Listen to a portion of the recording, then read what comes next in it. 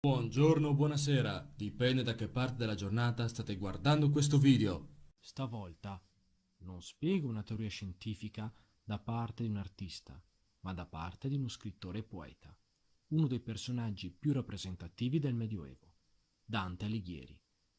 Quello di cui stiamo parlando non è proprio una teoria, ma una lezione che il Sommo tenne nel 1320 nella chiesa di Sant'Elena di Verona.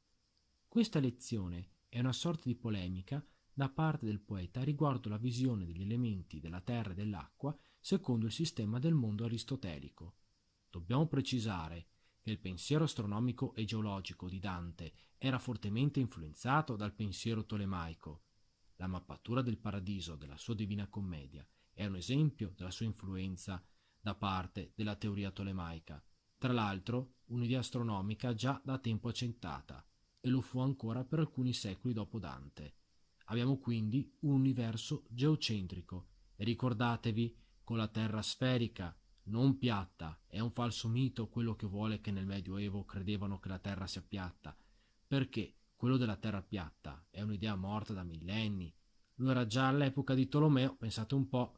Quello che Dante contesta di Aristotele è l'idea di terra come elemento situato più in basso nel nostro pianeta, perché il sistema planetario di Aristotele si basa sulla gravitas, ovvero sulla pesantezza di elementi. La Terra è il più pesante, per questo più in basso. Sopra la Terra l'acqua, il secondo in ordine di pesantezza. Quello che critica Dante è: se la Terra è l'elemento più pesante, perché ci sono delle terre emerse? E il perché avvengono certi fenomeni come le maree?